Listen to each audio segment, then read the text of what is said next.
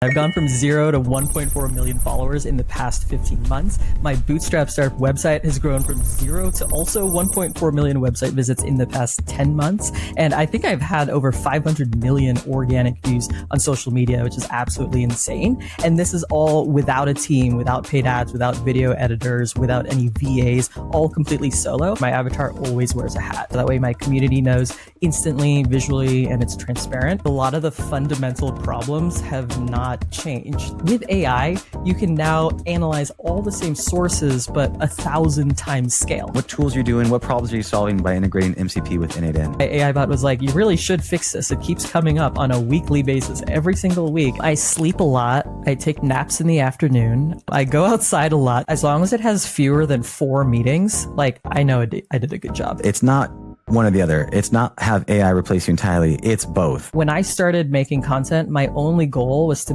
post one piece of content for the next 5 years. You've been able to build and sell your business for $10 million in the AI space and then to scale yourself to over 1 million followers in like less than 12 months. What's been able to make that happen? I didn't mean to build an API. There's going to be a lot of people listening to this that are going to want to get value out of this because their time is valuable. What can people expect by listening to this podcast? Well, today I wanted to talk about how I use AI and automation to scale myself solo. And it's been pretty crazy, my journey. I've gone from 0 to 1.4 million followers in the past 15 months. My bootstrap startup website has grown from 0 to also 1.4 million website visits in the past 10 months. And I think I've had over 500 million organic views on social media, which is absolutely insane. And this is all without a team, without paid ads, without video editors, without any VAs, all completely solo. And I just try to apply AI in like multiple steps of my process. And I'm happy to dive into that today. Incredible. What we're going to be doing that is I want to look at your systems, right? What are the systems you have in place? And then what are skills behind that to support those systems? Because I think it's a combination of both, personal skills for creating content and then automation skills to be able to scale yourself without burnout.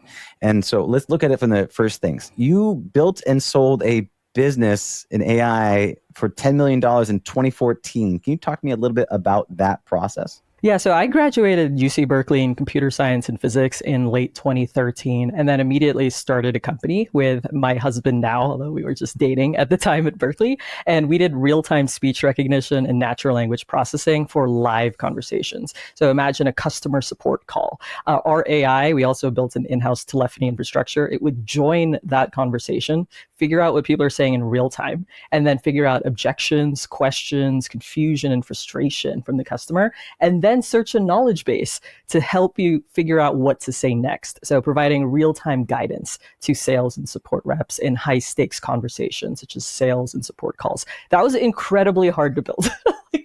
No joke. It's been insane seeing the AI space evolve in the past 10 years. The things you can do with ChatGPT today are mind-blowing. So NLP tasks like sentiment analysis, classifying objections, classifying questions, we'd have to train like separate machine learning models for each of those tasks. And now with ChatGPT today, you can just go to it and be like, just summarize all of this and extract all the objections and extract all this and also write a blog post. And the quality you get is incredible. But yeah, that was the company we started. We built a lot of that technology in-house. And then we sold that company to a really big player in the robotic process automation space or RPA space called Pega Systems. They do over $1 billion in revenue. And then we incorporated our product into their customer service portfolio. So it's now called Pega Voice AI. And it's being used by thousands of support agents around the world. Wow. So funny. Only in the AI space can you say, it's back in the day. It's like a decade ago for you to be able to do this and absolutely fundamentally change the game. What lessons have you seen or you taken because you've been in early? And so we see patterns of cycles and activities.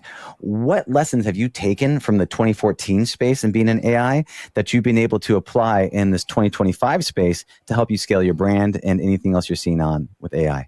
Well, I think it's really interesting. A lot of the fundamental problems have not changed. Like the problem we were solving back then with customer support was just like, how do I scale customer support in a way that is consistent with my knowledge base, compliant with my brand guidelines and how we interact with our customers? And I look at what I'm doing today with Blotato, where one of my favorite N8N AI agents is my support agent. It's on my self-hosted N8N. It's doing 200 support tickets per day. It's using sub agents to route them to the appropriate agent. Sub agents have MCP tool calls. They have a shared knowledge base where they're getting that information. But the problem it's solving is like the same one from 10 years ago, which is how do you provide high quality customer service?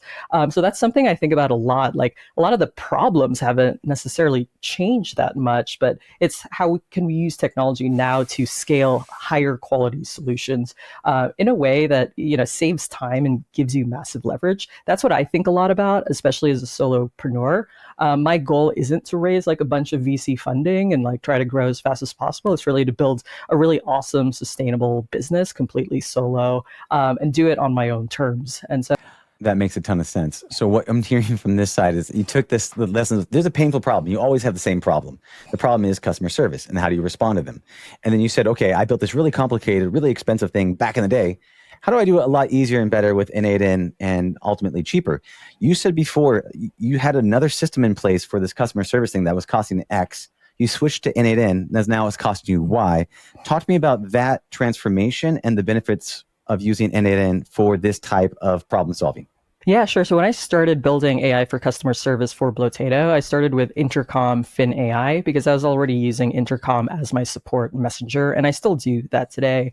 Their AI agent Fin, I think, is one of the fastest growing AI agents, on track to hit 100 million in annual recurring revenue early next year. And it was really easy to get started, right? You just plug in my help docs, and then the AI agent, without much configuration, was able to start answering questions. And that was great when I just started, and my needs were simpler. Like the knowledge base itself was simpler, the product itself was simpler. But as my product grew in complexity and also the volume of tickets grew in complexity, it ended up costing like $1,300 per month at the time I replaced it. And I completely replaced it with a self-hosted N8N support agent that is, quite frankly, way more powerful and way more flexible. So things like MCP tool integrations, being able to route the ticket to different sub-agents depending on what it's about. For example, like a Stripe sub-agent that just handles billing, an N8N sub-agent just to help troubleshoot workflows, like other sub-agents for other types of tasks. That kind of like flexibility and power, plus it costs near zero, right? I'm really only paying for calls to ChatGPT, which I could also replace with an open source model. That's been incredibly transformative. And so that's just one example where, I started with an AI agent. It was easy to get up and running. But again, I hit a lot of blockers in terms of customizability and flexibility. What do you primarily use the MCP for? Because I know MCP plus N8N is absolutely incredible. I did it for a client on WordPress, and it was just a game changer of being able to have it interact with different applications. But in the customer service space, what are you calling? What tools are you doing? What problems are you solving by integrating MCP with N8N? Yeah, so one example is Stripe MCP. So I have a sub agent that handles all billing related queries. And by hooking it up to Stripe MCP, I don't have to like hard code all of these separate API calls. So things like recreating a new subscription, starting somebody's trial, canceling somebody's account, issuing a refund, issuing multiple refunds, adding AI credits because my platform has AI credits. All of these things that would normally require like separate API calls to do each one. And then for each customer situation, it can be unique. Like sometimes you should cancel someone's account and refund. Sometimes you should just recreate their trial because they accidentally clicked a button and didn't mean to upgrade. And then so there are all sorts of nuances that it's incredibly helpful to have an AI agent create a plan first, and then it decides which tool calls to Stripe API it should execute in order to handle the customer's billing request successfully. So when you build a system like that, I mean, probably historically with knowledge, what problems to solve, what to escalate, when to do a human in the loop, and when AI can solve the task. If someone wanted to integrate this type of system in their own business, what is the pre-planning? What is the due diligence that they need to do beforehand to install this in? We know N8N, self-hosting, all that jazz. What do you do beforehand? Yeah, I think having a really good sense, for example, for this customer service example, like what are the conversations that are happening and having like categories for what they are, because you'll probably want one agent as a general router and then sub agents depending on the category. So there could be one that's general kind of product issues, one that's more technical and it's trained with more technical examples. For example, my product has an API. It also has an official N8N node. Sometimes people open the support chat, take a screenshot of their N8N and drop it into the support chat. And like, what does the agent agent supposed to do with it? So I actually have a sub agent that's like, if you get a screenshot of N8N, look for things in red, look for errors, look for like variable names that didn't populate correctly, right? Like look for these very specific things, and then another sub agent for billing. But having a good sense of like what those flows currently are, and you can use AI to help you analyze that. So like let's export a bunch of support tickets you already have in your existing system, and then use AI to help you roughly classify, like maybe 30% of tickets are related to billing, maybe 30% of tickets are pretty beginner level kind of onboarding type questions, like frequently where do I go to get my API key? Like that's pretty basic type of question that should be 100% offloaded to AI. But yeah, in terms of pre-planning, especially building this kind of conversational agent, having a really good sense of what those categories are and what success looks like. So again, for a very simple onboarding question, you should direct directly to the page they need to go to, or directly to a tutorial that answers their question. For a billing type of request, you want to make sure that you summarize exactly what actions you took on their account, because people get really frustrated when you like cancel their account, but they didn't want you to cancel their account. So like just having a really good sense of what those major scenarios are and edge cases. That totally makes sense in terms of we got to map it out, see what people are doing, and then kind of build for all those edge cases, because the 80% is easy. The last 20% of the mile is very difficult with AI. It just takes a bit more TLC and experience. So I want to segue here from creating this customer service agent and what you built for this to your overall strategy, because I mean, you came out of more or less nowhere, and to build a following of 1.4 million in the last, was it 12 months, 14 months, something like that? I think 15, yeah. 15 months? Okay, great. I want to know in terms of, how did you do that in terms of strategy? So you probably had a pre-planning phase where, okay, this is probably what I'm going to do. And then you started executing, and then you integrated automation into this to be able to do this. Mm-hmm. What was that from the strategy all the way to the execution?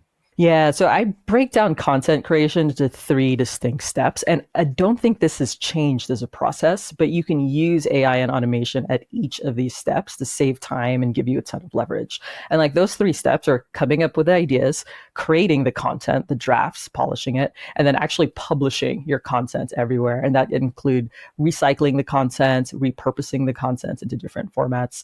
And like there's an old way of doing each of these steps, and then kind of a new supercharged way of doing each of these steps with AI, but fundamentally the process hasn't changed that much. So ideation, drafts, and then publishing. So just to give you an example, when it comes to ideas, the old way of doing it might be like browsing social media, like stopping when you see a post you like, and then you bookmark it, save it in your Notion or Airtable, so that when you go sit down to make content, you have a list of inspiration. Maybe you also look at Reddit, news articles in your industry. Maybe you also look at things you did every day, like Gmail tickets that could inspire different pieces of content, meetings like this that could inspire different pieces of content. With AI, you can now analyze all the same sources, but 1,000 times scale. So it can look at 1,000 times more sources. It can look at everything in your Gmail, all of the meeting notes that your AI meeting note takers took, right? It can analyze all of this stuff, sift through it, and say, based on your past high-performing content,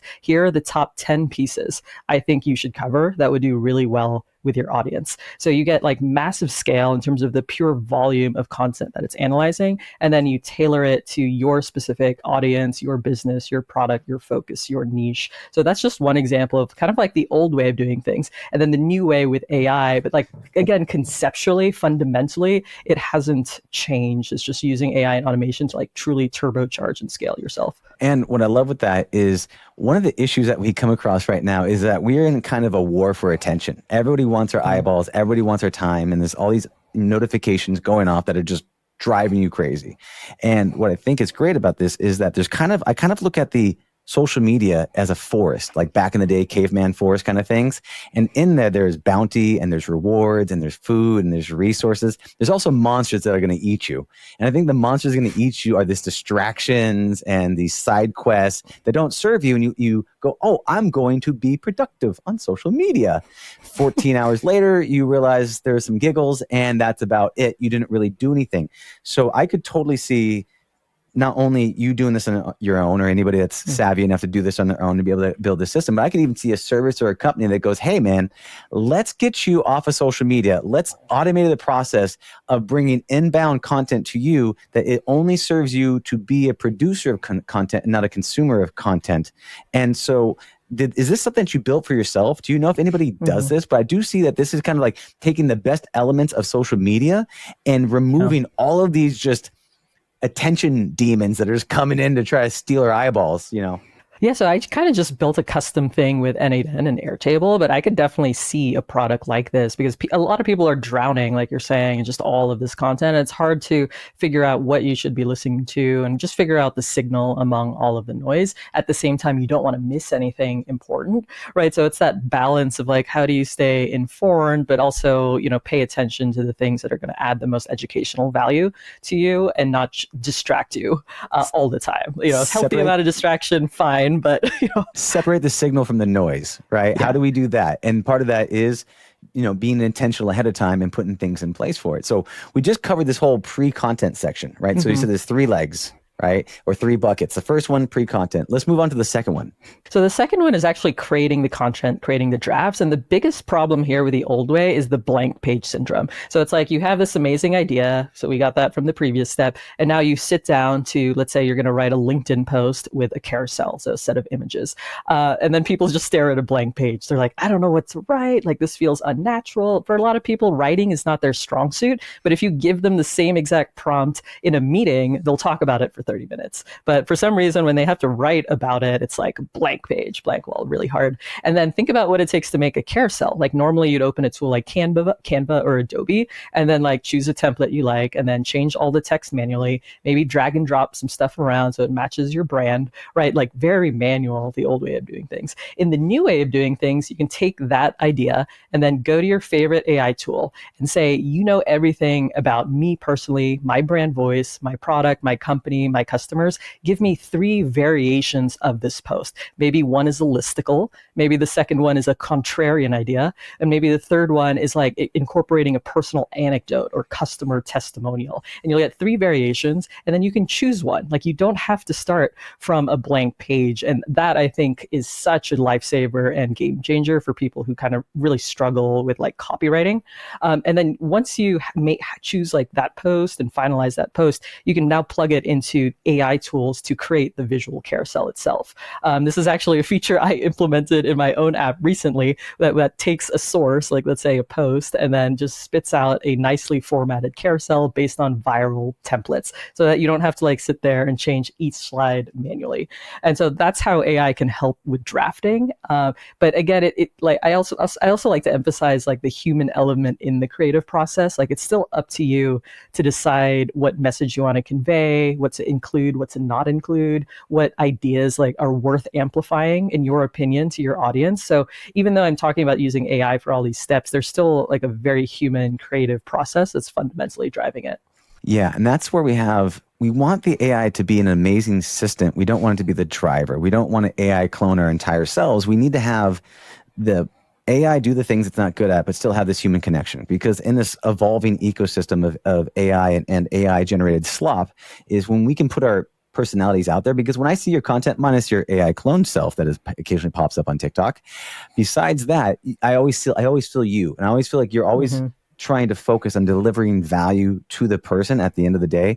And yours are very tight bundles of value, both on TikTok and on YouTube. Part of the process, when you start thinking about this, you get this pre-content coming in, you come up with ideas. When you're talking about the drafting mode, what is your thought process about delivering value to the end user? And you're talking about this human connection. And are there any things that you do that you try to focus on to make sure that you're creating this authentic connection while you're getting this whole AI insights? I view myself as an educator, which means like taking something complex and trying to distill it to something that anybody can digest. So for me, that's always the toughest problem because topics are very nuanced. Like, we could talk about whether AI agents really work, and that would be an hour-long conversation, but somehow I have to condense it into 30 seconds, what I mean. So a lot of my process is just like reducing complexity to something simple that that mostly captures like the essence of what I believe, even though I know mentally there's a lot of like nuances and edge cases that are important to think about. So that's number one. Just, is it easy to digest at the end of the day? Number two, it's like, yes, I do like to give it my personality. I think in the beginning, I wasn't sure about that. Like, how strongly should I say I like this kind of stuff versus I don't like this kind of stuff? For example, now I say I really do believe like AI generated content should be watermarked or indicated as such, which is why when I always say like my avatar always wears a hat. So if you ever see me, if it's a hat, it's my AI avatar. That way my community knows instantly, visually, and it's transparent, right? So there are things I've kind of developed an opinion on over time that I feel strongly about, and I want to make sure I am conveying that where I think it's important. So issues around deep fakes, watermarking, things like that, those I think are really, really important. Because like for me, there's so many scam accounts of me on TikTok. For example, they deep fake my video. People have sent me deepfake voice that sounds literally like me, but it's saying, you know, send me crypto and I'll help you make 5,000% return. And that's crazy. And I feel really bad for people who are falling for that. And there are lots of people falling for that. And so, yeah, I mean, yeah, I guess just to answer your question, yeah, just making sure I distill something into a simple form that somebody can absorb and that's actionable, so you can like try it afterwards. And number two, if I do have a strong opinion about something, then just sharing that and be more authentic about that. I think in the beginning I was like not sharing like strong opinions about certain things because I still felt uncertain about like who I should be and like, is it okay to share stronger opinions on social media? But now I'm like, okay, I do feel strongly about certain things, like vibe coding replacing all software developers. I strongly don't believe that. So like, just to give you another example. So yeah, we can go down the whole path if you want to. I also have opinions about everything as well when it comes to vibe codings, and at what point does the AI completely take over and you don't do anything versus highly expertise talent. And I think there's this two pieces that I want to talk about with this is one, there's this combination of being smart with AI and automation and where to repurpose it. And there's also being able to develop these other core skills about focus, about delivering value, about putting effort into content creation to maximize the effort, and then using the AI to take off your plate the things that aren't needed. I want to just quickly touch on what are the other either meta skills or non-AI automation skills that you think people needed to develop in order to develop a powerful brand on the internet to be able to actually become a thought leader in a space, whether it's AI or any other space. What are these other things that they may not see besides get really good at N8N and workflows? Yeah, I would start, if we're talking about the very, very beginning, I would say most people fail at building the personal brands simply because they don't stick to it. That's why when you mentioned like focus and along those lines, discipline, when I started making content, my only goal was to post one piece of content for the next 5 years. Coming from my first startup, which took 7 years, that's just how I think. I think in terms of years-long timelines to achieve something. So when someone is like jumping to the next shiny object every 3 weeks, they tried building a personal brand over here. Maybe they tried another totally separate niche over here, and like 3 weeks later they give up. I'm honestly like sad when I see that, because I can see somebody who wants it and would probably be successful if they just stuck to it for long enough. So I would say like just remove all the stuff about AI, and it goes back to kind of like fundamental skill sets around choosing something to focus on and then sticking to it consistently for a very long time. Well, let's talk about the practical application of that, because it's really easy when someone's super motivated out the gate. I'm going to post 10 times a day for 10 years. And then like month 3, they're struggle bussing. So what systems, environmental habits or tricks or external triggers, what do you put in place to reinforce the fact that you should post daily, especially when you don't want to? This may sound counterintuitive, but I don't track outputs. Like, I know a lot of people who have spreadsheets of like, here's how many Instagram views I got last week. Here's how many TikTok views I got last week. I don't track any of that. I just track my inputs. Did I make 20 TikTok videos this week? Did I make 1 YouTube video this week? Those are my only sources of original content. Everything else is repurposed from those sources. Are you doing 20 content. TikToks a week and one YouTube a day? Oh, so I only create content 1 day a week. So it's typically Saturday, and I'll do my YouTube. Savage. Yeah, so I'll literally build and edit an automation real quick, film a tutorial about it, repurpose it into a newsletter, take a lunch break. Usually I'll grill some steak or something, and then sit down and make 20 TikTok videos, and that's it for the week. And I just do that every week. But my point here is just like, I just focus on my inputs. Did I do the inputs? I don't really sweat the outputs. Like some weeks are down, some weeks really suck, some weeks are up. I personally don't focus on that, especially because like I truly view myself as an educator. If 3 people watched my video and walked away with something new or felt inspired to try something, like that makes me happy. Like it doesn't have to be 30,000 people every time. Like if 3 people walk away and they feel something, they're inspired to take action, or they learn something new, like that's a win, right? Like that's why I'm doing this. So Beautiful point. And it kind of blows my mind that you can do it all in one day. It actually sets the standard of what's possible for me. Because I've been posting on TikTok almost every day for a couple of months now. And I've had waves where I made it like 6 months one time every day. And I kind of took a break and coming back at it. And being able to batch it like that and just say, this is my day, I'm dedicated to content, and being able to set up your systems and environment for success, I think is absolutely a critical move, because it's just condensed productivity. Taking that concept, taking what you're doing there, let's move to this third bucket, which is post publications, which I think where your Blotato application comes in place as well.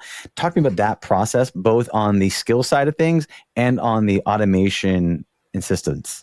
Yeah, so the current way of doing it, or the old way, is like having a content calendar, and maybe you'll set up your Facebook, TikTok, and Instagram posts and schedule everything out through the content calendar. By the way, if you're not even using a content calendar, highly recommend using one to stay organized. And it's nice, you can eyeball it, and the density of it is like, okay, we got a lot of posts going out. This is great. But the new way of doing things is like using automation to repurpose your content, not only as is, like the original content itself, but you can repurpose it into different formats. For example, I have an automation that takes my TikTok video and it can repurpose it to an Instagram carousel. It can repurpose it into a long form text for LinkedIn. It can repurpose it into a Twitter thread for Twitter, Threads, and Blue Sky, the platforms that are short form communication. And in addition to that, it can also just repost the video as is to YouTube Shorts or Instagram Reels or Facebook. And that automation runs whenever I post a TikTok video. It has a human in the loop, because sometimes I don't want all of that to be sent to LinkedIn, for example. So I'll get an email to approve or reject it. But this is a way to literally multiply your output without increasing your effort. So out of one TikTok video, you can get like 6 different pieces of content, all done automatically. And it's already in your voice, because the original piece of content was in your voice. And so why I like this model is because it allows you to focus on making the highest quality original content on 1 or 2 platforms. And then you just use AI and automation to repurpose it everywhere else. So for me, those platforms are YouTube, like I mentioned earlier, and TikTok. And then everything just gets repurposed from those sources. What I like about this is that you're getting double self leverage or high leverage, right? So the stack leverage. One leverage is you're using automations to get things done. The other one is you're using content to have a wider impact, not only on high value content on 2 channels, but then you're using the automation to then spread your brand even farther across, which is multiple leverages stacked together, which I think is having a quantitative impact on you. What I want to know here is, talk to me about a bit of building Blotato, right? You're scratching your own itch, but building that, integrating that as a node, putting that on N8N, putting that inside the template gallery. And how has that been for you? Talk to me about that process, the growth, the takeaways, and any advice that you might have for people that might have some itch that they want to scratch on their side, and to use that same modeled path.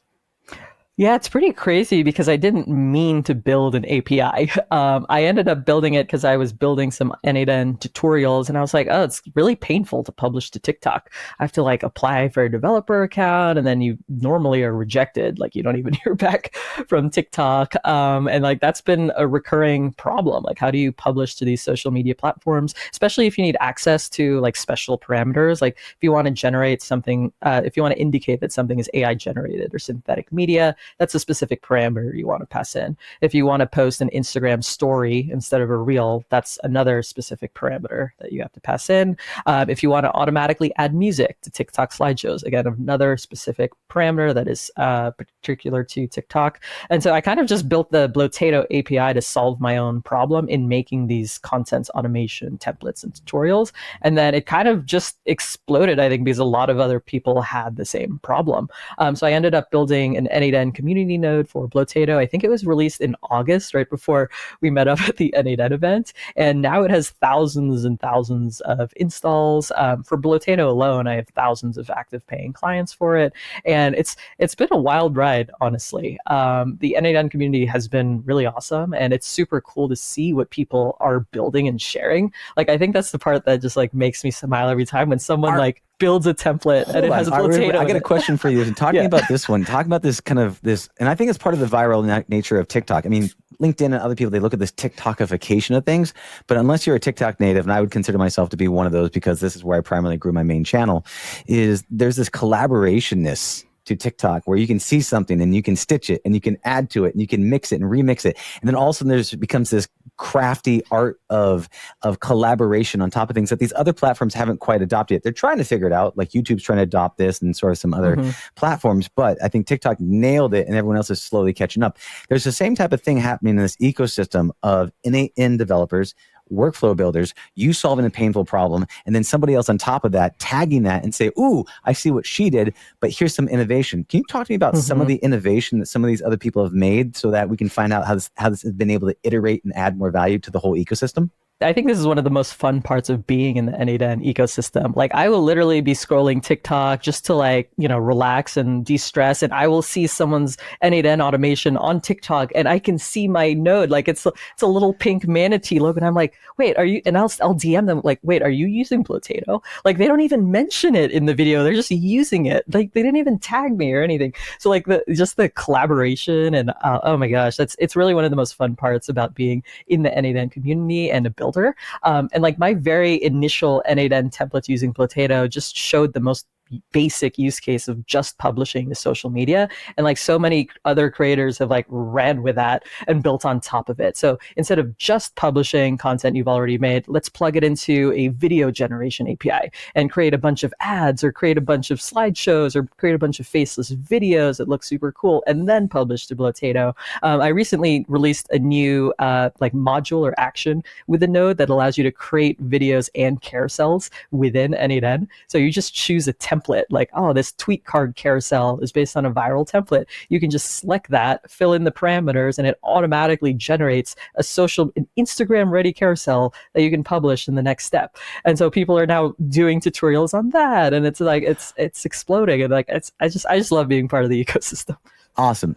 Question for you. Do you have like a school community where private people that have Blotato can join and then like learn with each other? Or are they all just kind of like in the wild, just figuring out things on their own?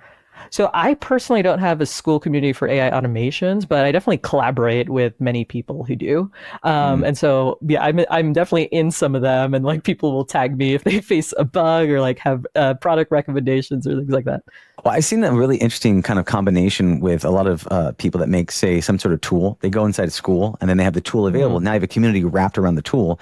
And then what you can do is you have a feedback cycle where people are in there helping each other. You can see what's going on. You get more insights and you kind of iterate and grow. You might already get that because of your presence on TikTok and YouTube already. So people are already commenting, you're scouring it. You're probably doing some sort of automations around that. But is there any way that how do you get the feedback and iterative cycle when you're getting feedback from your tool to be able to then improve it? Like, where are you getting the data from? How do you upgrade it? What does that look like for you to kind of enhance the value of your tool in the community? So I'm pretty data driven. So I do have office hours though every Monday, and that's like my direct touch point. Usually we have over 50 attendees. Sometimes it's over 100 if I'm giving away like AI credits. Somehow like everybody flocks to office hours.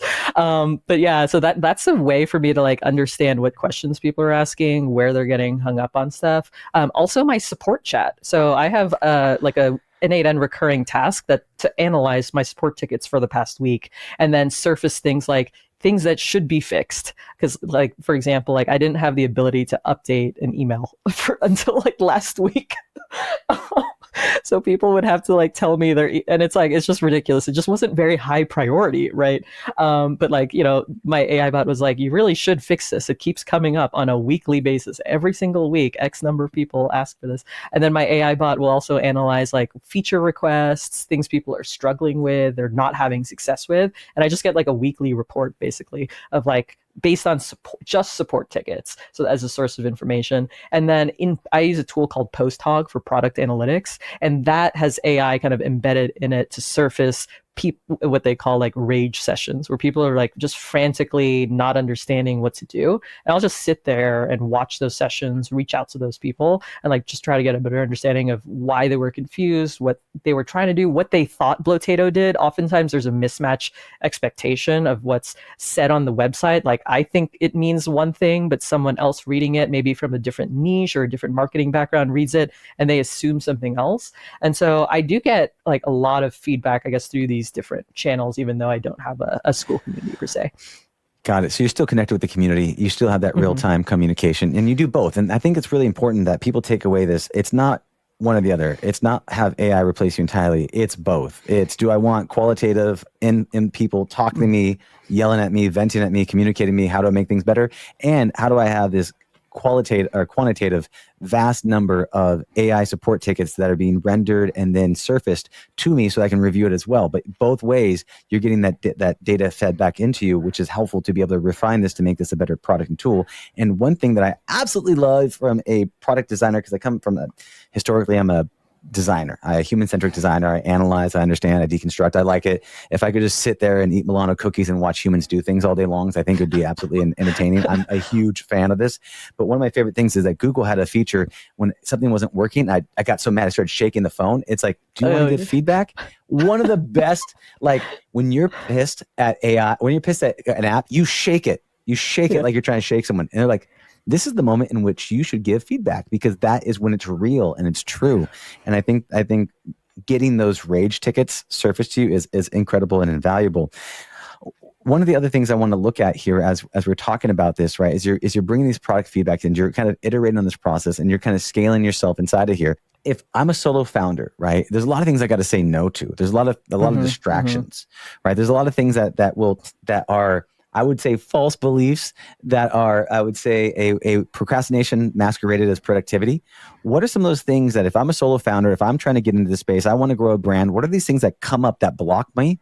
And what are the things that I should focus on? How do I parse the hype from the helpful in order for me to progress along this path of actually growing my brand online? I think you just have to be clear about what your goal is. What I often see happen is like people will get a little bit of traction on social media and then immediately it's like, well, how do I monetize this? And then they'll usually start with like brands or partnerships and things like that. And they'll realize it can be a slippery slope. Like you have to be careful whose money you actually take. Does it like resonate with your audience? Do you feel good about it? And like, honestly, a lot of that time could have just been spent on continuing to make high quality education and growing your brand. Do you do time audits, by the way? So I look at my calendar every week, and as long as it has fewer than 4 meetings, like I know I did a good job, like including my office hours. So do you pre-block out your time ahead of time? Like, do you like say it's Sunday or whatever? Like you go in? It's literally just empty. Like I just don't accept meetings. Yeah. So obviously you guys are awesome, but I really just don't.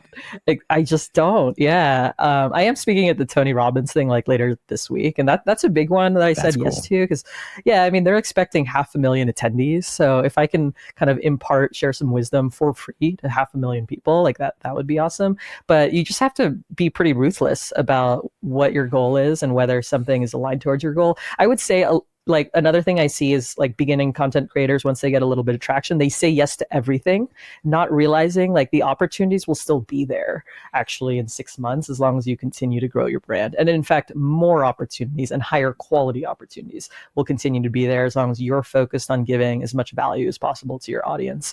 So I don't think it's necessarily a bad thing to like play with it a little bit in the beginning, but I kind of see some creators just get a tiny bit of traction, get super distracted by all this stuff instead of just continuing to grow their brand organically. One of my favorite things that my CEO of the company, Jan, said to me, and because we're obviously growing like crazy, just it's on fire. And so, while we're excited and grateful, there's a lot of like, this is a lot and somewhat overwhelming. And he's like, hey man, as we grow, I just want to let you know, the experience I've had is as we grow quickly, I'm sure you can say this, that balls will be dropped. And if you need to drop a couple extra balls, and it's okay. Like, you're not going to die. Things won't happen. You're going to be fine. And if you need to drop a couple extra balls for health, for family, to be able to just live your life in the best way, to be able to enjoy this time, then do that, because it's more important to be able to say, I'm going to focus on what's important. I'm going to drop some of these extra balls. I'm going to take care of myself. I'm going to take care of my mindset. I'm going to take care of my family. I'm going to be the best I can be. And it's okay that I don't say yes to everything, especially as we scale. Everything now becomes amazingly urgent and important. Is there anything that you do around mental health, healthcare, not burnout, things like that, to be able to continue to push as much as you do? I sleep a lot. I take naps in the afternoon. I go outside a lot. So I have a hamstring tear right now, which is why I'm not hiking as much. My sports therapist said stop working out for 3 weeks. But yeah, I really just try to enjoy life. And, in support tickets, like, I'm a little bit slow this week because I'm traveling, and I just hop on and I'm like, sorry guys, I'm traveling this week. Just please be patient with me. That used to stress me out so much in the beginning. Like, my first startup, I always felt like I had to be perfect and like always be on top. This one, I just try to be myself and like just communicate like, hey, I'm having some issues, for example, publishing to YouTube. This was an issue last week. I'm working with a YouTube team. I'm sorry about that. Like, let me give you some credits. Really sorry about that. Just thank you for being patient with me. So I've completely just changed how I interact with customers. Instead of trying to like pretend it's not a problem, be like, everything's fine. Like, I'm totally going to take care of it in the next 10 minutes, which is just not true. Like, I really just try to be honest and transparent about also where I am. Like, this week is going to be slow because I'm traveling. Like, thank you for your patience. Be honest about the product. Like, this might not be a good fit for you. I think based on your use case, this other product would be better. Like, I think just being truly like yourself, and a lot of that kind of stress around and imposter syndrome and like pressure to be perfect or be a certain way kind of dissipates. Yeah. And that not avoiding the difficult conversations and embracing it, and also meeting it with like kindness, understanding, and being willing to kind of give away more than they would expect and say, hey, I'm not perfect. The technology not perfect. This is what happened. And I'm sorry. And I care about you. And let me show you that I care by acknowledging you and possibly giving you something for free. I think it's a good move. One last question before we start to wrap up here is, what advice, right? If I'm just starting out and I want to grow a brand, and it could be in the AI space, it could not be, it could be in the, healthcare space or whatever it might be. If you were starting right now and you're like, this is my sign. I've listened to this podcast and I'm going to move forward and I'm going to get 1.4 million followers the next 15 months too. What would be your advice to that person? Number one is to post at least once a day for the next 3 years. Honestly, like, if you can stick to that, you'll win. I don't need to be prescriptive, because honestly, as long as you stick to it and put your good faith effort into the minimum one post per day, you'll eventually figure something out and also get lucky. But my second piece of advice, which is generally true for any niche, is to look at what the top performing folks in your space are doing and figure out ways to basically like take the same content but put your own spin on it. I especially tell beginners to just copy the first 5 to 10 seconds of a video, which is the hook. It's really the hardest part to get right, and it feels very awkward when you're brand new to content creation, which is why I tell people, like, literally just like, if you were in the AI space, I'd say choose some of my videos, copy exactly what I say and do in the first 10 seconds, say whatever you want for the rest of the video.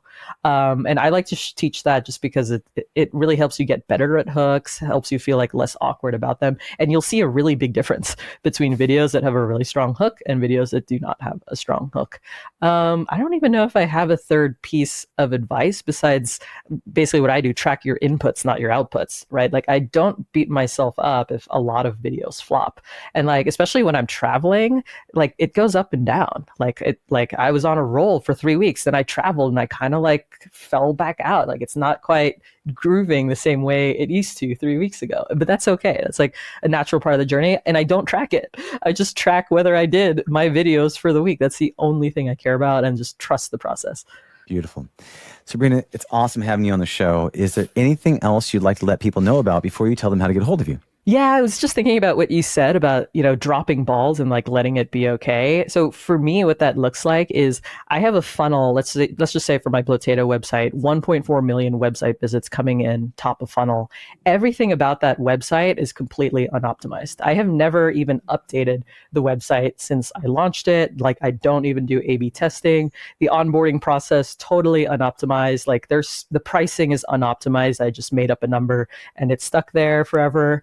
But what I want to convey there is like I spend most of my time on the top of funnel, which is marketing, just getting people to the website, and then the bottom of the funnel, which is actually improving the product. Everything else in the middle, I know, is just completely unoptimized chaos, which is good because like now in the future, maybe next year, I'll actually like try and optimize those things. But my point here is like you don't have to perfect everything. The reason why I focus on the top of the funnel is because you can 10x those numbers. Whereas if I do A/B testing on the website, no amount of A/B testing is going to 10x the number of people who come to your website. But marketing can. Social media can 10x the number of people who see your product, which is why I focus on the top of the funnel. And then obviously reducing churn, like you want people to stay if you have a SaaS app or product. Like, so bottom of funnel product, top of funnel marketing, trying to 10x those numbers, and everything else is just an absolute disaster. Like a traditional marketer looking at the middle of my funnel would be like, why haven't you done this and haven't done this, and you haven't A/B tested this, and you don't have this set up. Beautiful. And if people want to find you, how do they do that? Yeah, so I'm all over social media. My favorite place is my newsletter, www.sabrina.dev. Great. Sabrina, honor and pleasure, my friend. Much love, much appreciation, and I'll see you on the other side. Cool.